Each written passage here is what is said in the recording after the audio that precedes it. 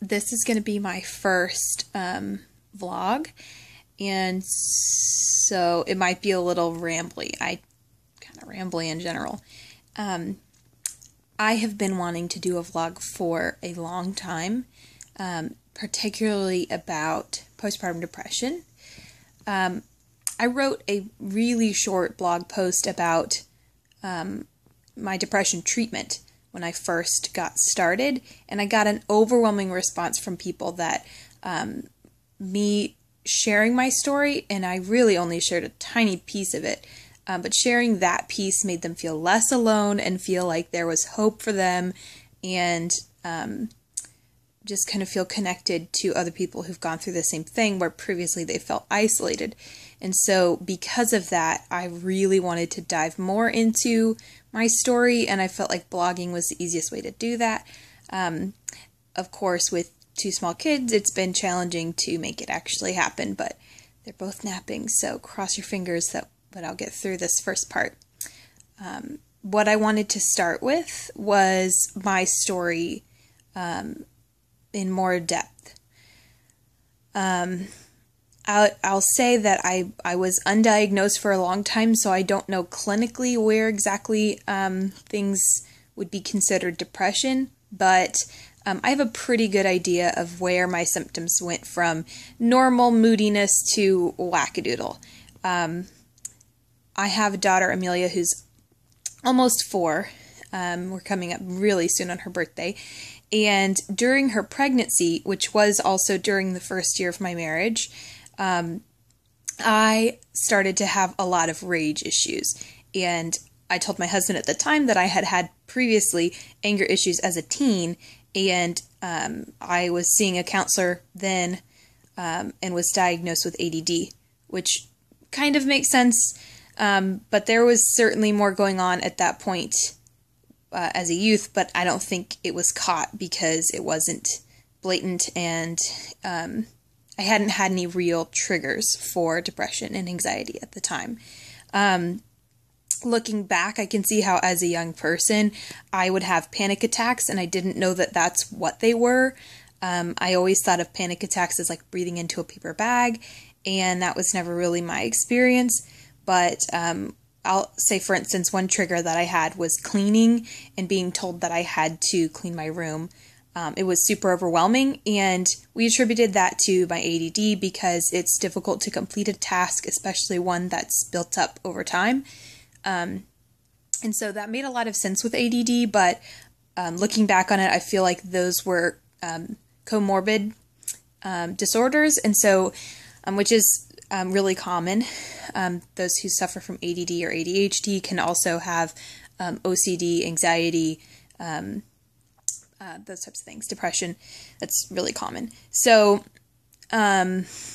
anyway, at the time, I explained away my symptoms and said, oh, it's just kind of old stuff that I've been dealing with and just old habits of being kind of angry and ragey.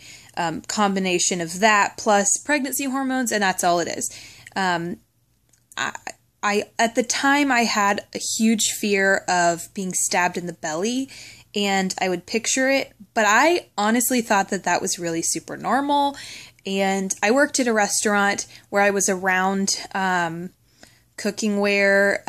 There's a meat shaver there. And so like I was really unnaturally afraid of these things, but I thought it was super normal. I would have the vision of running into a knife left on a counter and stabbing my belly. And so those are weird things that happened in my first pregnancy. They didn't ever get to a point where I sought help or treatment. I just thought, I'm just overwhelmed and nervous, and pregnancy hormones are making me a little extra crazy, but it'll get better. It did, and postpartum with my first child was tough because having a new baby is tough, but I didn't have major depression issues with her postpartum.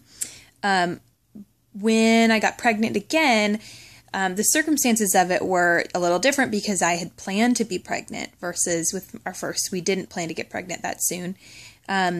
And so I was kind of shocked to find that despite wanting a pregnancy, I was suddenly very upset about being pregnant.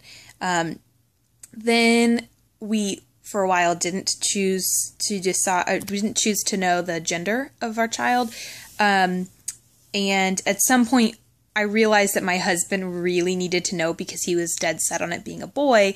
And I didn't want to, in the labor room, have me push out a baby and then him be disappointed and see it all over his face if it was a girl. And I'm so glad because she was a girl.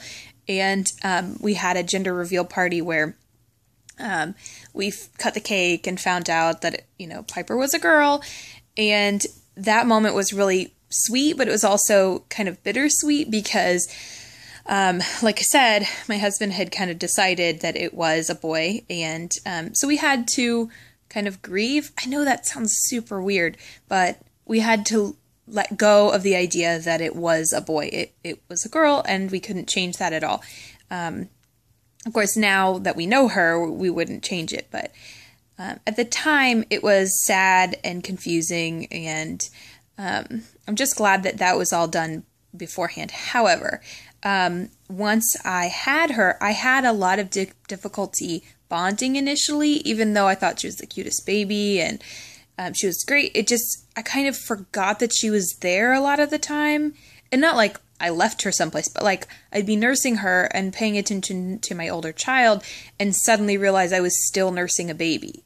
That's weird. But I would do that a lot, and really come to think of it, I did it a lot during my pregnancy with her too, where it would occur to me like I'm pregnant. It was easier to forget when I had other responsibilities with my toddler. So those were some kind of early things that I thought were odd, but just thought would get better. The difficulty bonding didn't seem really significant, and I knew in my logical brain that I loved her and that she was wanted.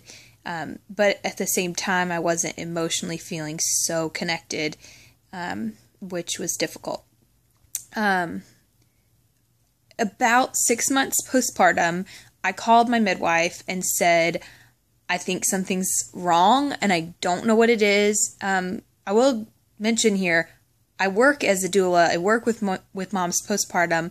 I do postpartum work and placenta encapsulation, which a lot of people are trying to avoid postpartum depression when they're going that route. And so I have had lots of training on postpartum depression and how to spot it, what are the symptoms, when to get help.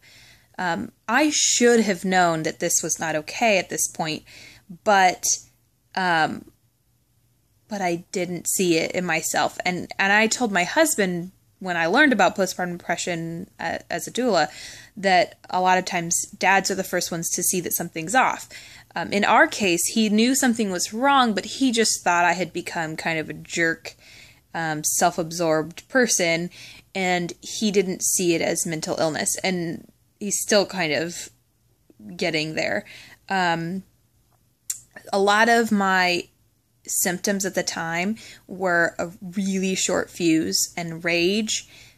Later, I realized that was a depression symptom, but at the time, I just thought my depression was leading to insomnia, and the insomnia was making me cranky. But it's now that I'm on this side of it, I can see that I wasn't just cranky. I was a rage monster. I was not handling normal irritations in a healthy way. So things like my daughter would use a sippy cup that started leaking, and I would throw the cup. Things that would make her really scared, and, they weren't necessarily violent towards her, but they were violence that she witnessed. And that's one thing that is really hard to get over as a mom, that I exposed her to that was my fault. And there's a lot of guilt that goes along with that. So for those of you who are at that stage where you're feeling really guilty, you're not alone. That happened to me too. And, it's starting to heal now, so it does get better. Okay, so I called my midwife, right? 6 months or about